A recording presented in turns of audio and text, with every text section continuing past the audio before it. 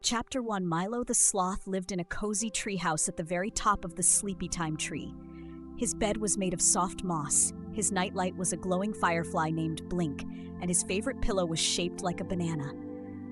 Every night, Milo brushed his furry little teeth, gave Blink a sleepy high five, and curled up under his leaf blanket with a big yawn. "Tonight," Milo mumbled, "I'm gonna dream about flying jelly beans." Just as his eyes began to close, something strange floated through his window. Bloop, a big glowing bubble, the size of a watermelon, drifted into the room. It shimmered with sleepy sparkles and smelled like warm vanilla pudding. Milo blinked. "Huh?" he whispered. "Did someone order a giant bedtime bubble?" He reached out with one furry paw and poked the bubble. Boop! Suddenly, the bubble wobbled, wiggled, and whoosh! It wrapped around Milo like a cozy blanket and lifted him gently off the bed.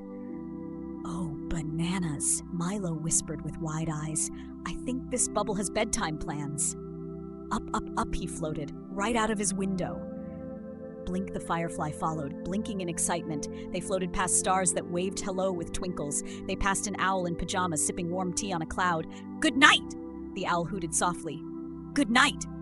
Milo called back, giggling. Higher and higher they went, the air getting cooler, the stars getting closer. "This," Milo whispered with a sleepy smile, "is gonna be some dream." And as the bubble carried him through the sky, Milo let out one last yawn. "Wherever we're going, I hope they have snacks." And with that, the little sloth floated deeper into the dream above dreams. Chapter 2. Milo floated higher and higher in his shiny bubble, past sleepy clouds and blinking stars. Blink the firefly zipped around him like a tiny flashlight, blinking happily. "Where are we going?" Milo whispered, pressing his nose against the bubble. "Is it the moon, or maybe a bedtime banana buffet?"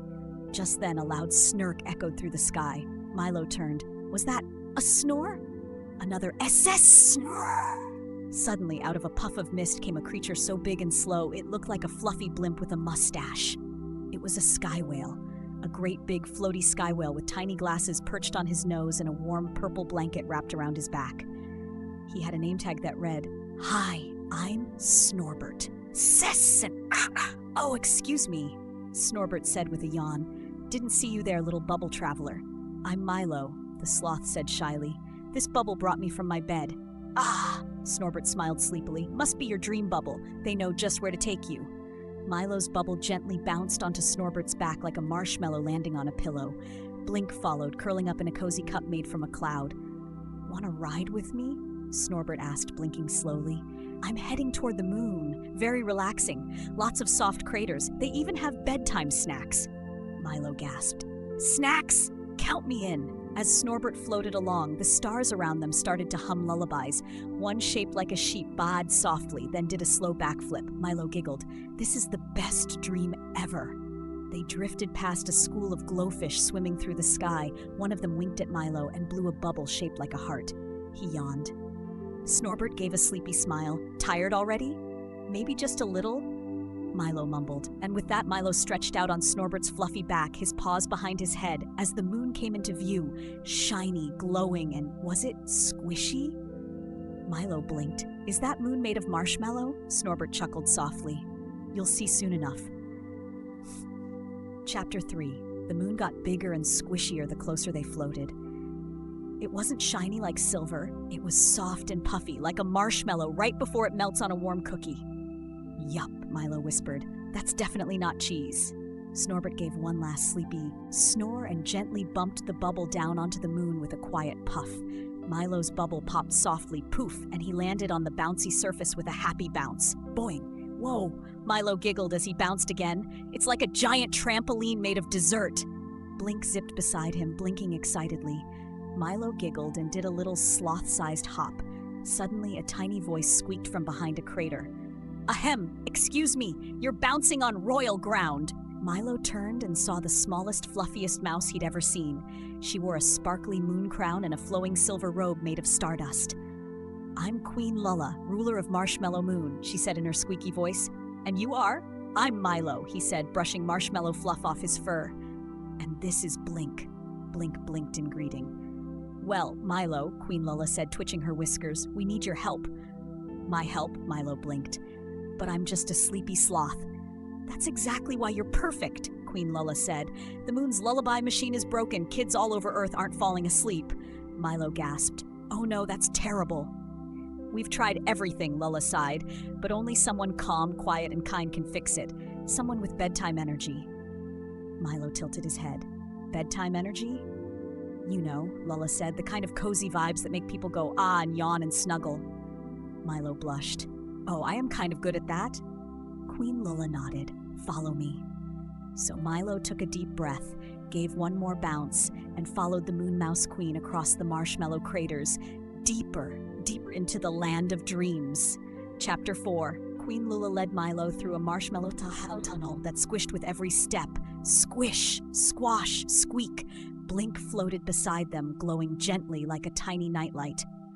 At the end of the tunnel, they entered a big, round room filled with glowing buttons, spinning wheels, and sleepy music notes that floated in the air like bubbles.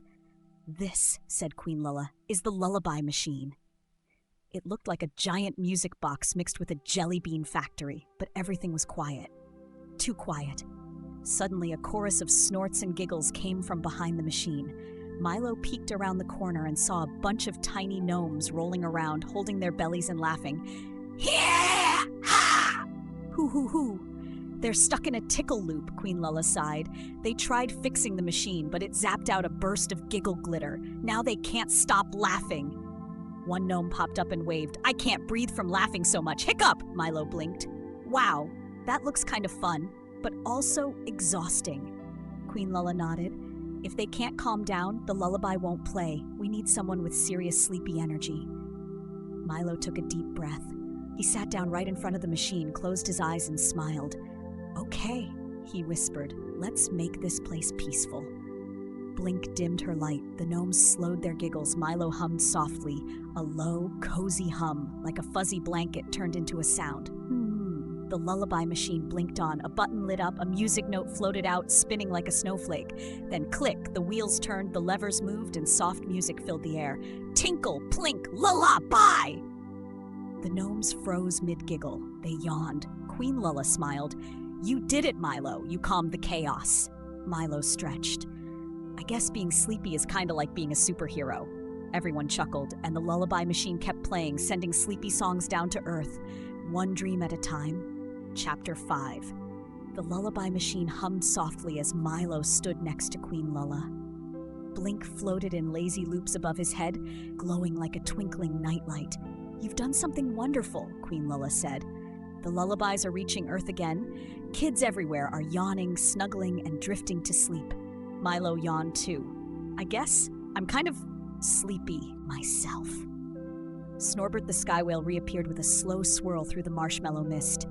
Time to head home, little bedtime hero, he rumbled gently, wearing a fuzzy sleep mask pushed up on his forehead.